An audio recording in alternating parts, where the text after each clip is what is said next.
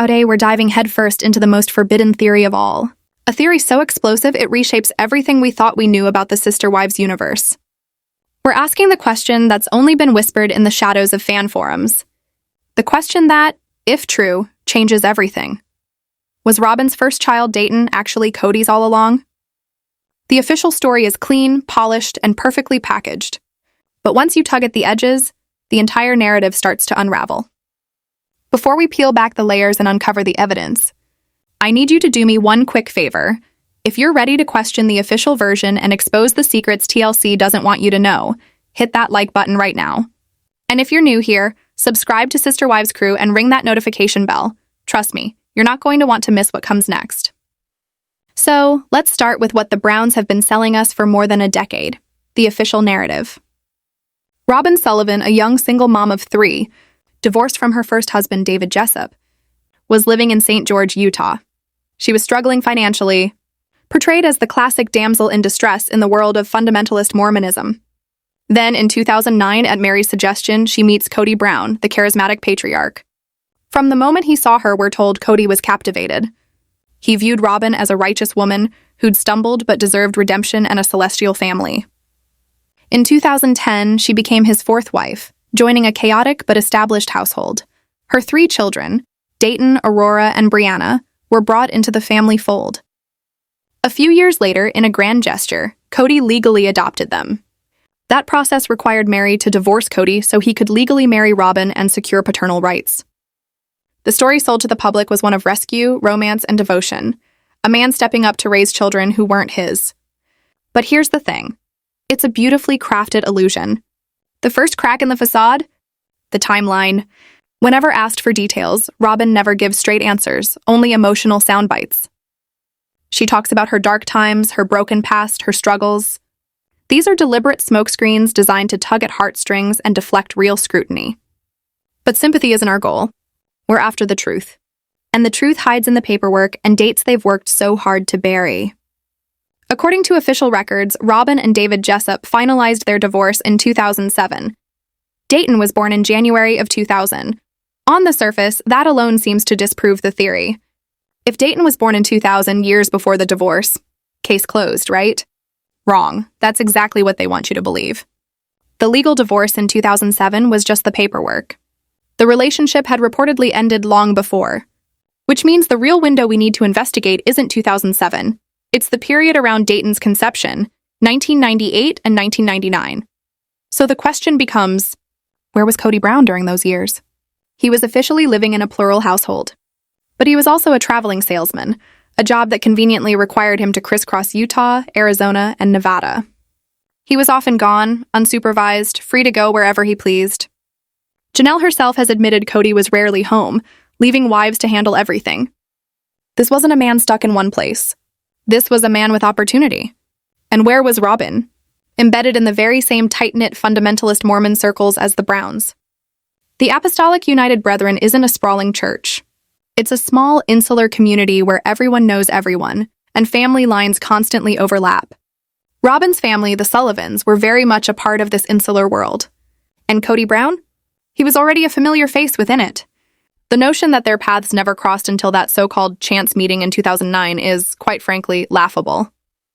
It contradicts everything about how tightly woven their community was.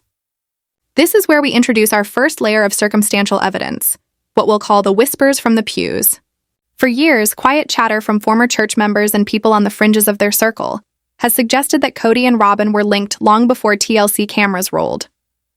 These accounts, resurfacing in online forums and deep-dive discussions, describe not a sudden courtship, but a long-standing connection. In the late 1990s, Kody was already known for his charm and his wandering eye. Robyn, meanwhile, had a reputation for ambition and a keen awareness of how aligning with the right man could elevate her position. The public narrative casts her as an outsider, a shamed divorcee. But what if that's not the full truth? What if she was deliberately maneuvering within the community, fully aware of who the influential men were? Kody, with a growing family and the charisma that would later catapult him into television, would have been an ideal target. This theory suggests their bond didn't suddenly materialize in 2009.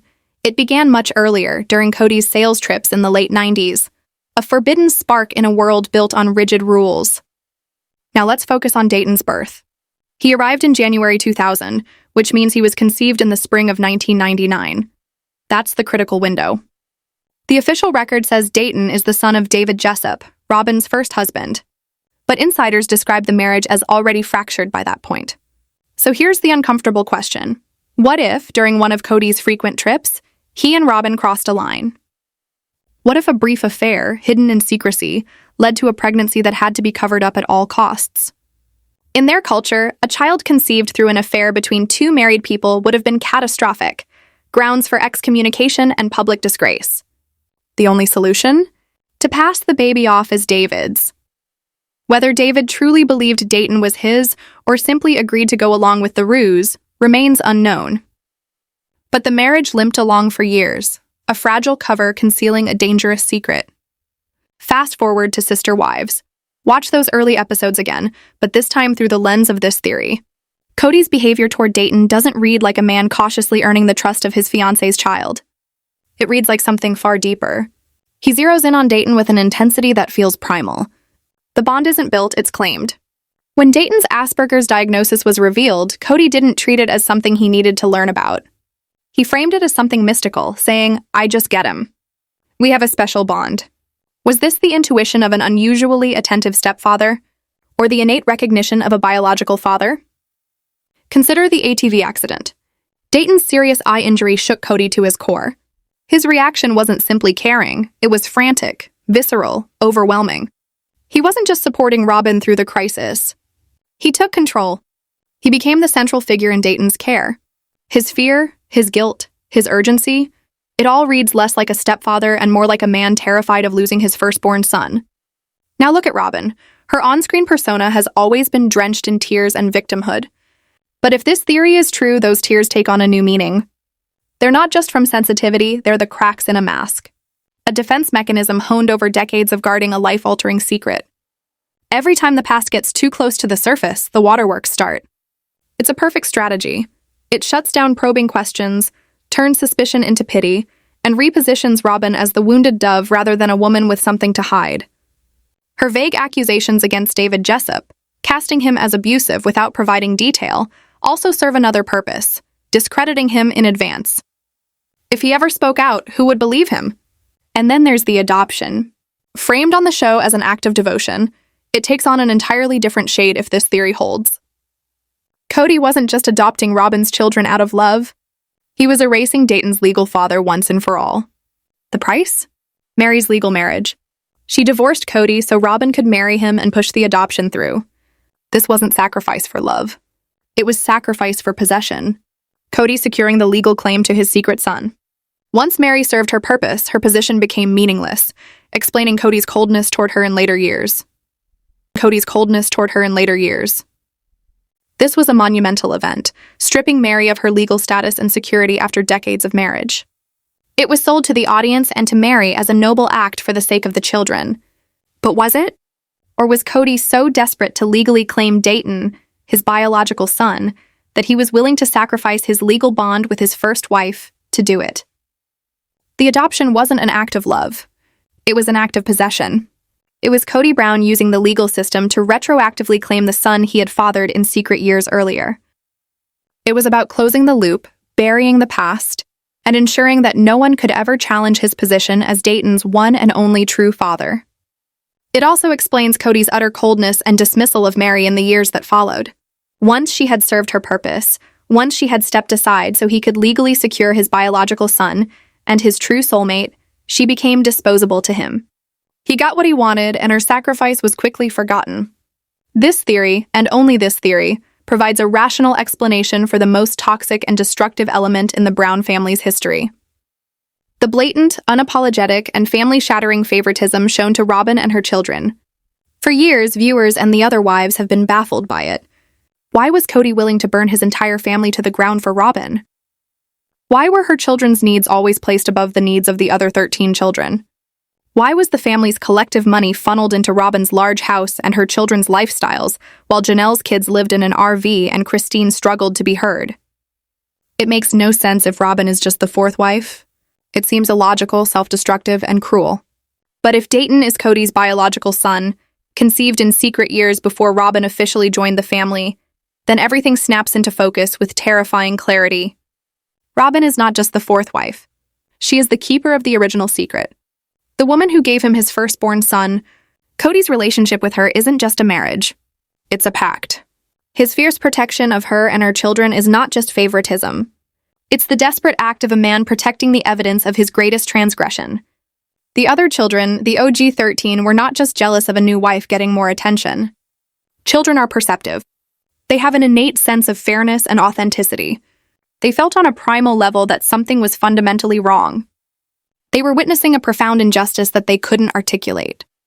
They were watching their father lavish a unique and intense form of affection and resources on one set of children. And it felt like a betrayal because he wasn't just neglecting them in favor of a new family. He was prioritizing a secret family that existed in his heart and in reality long before they were forced to accept them. The resentment from Christine's and Janelle's children wasn't just teenage angst.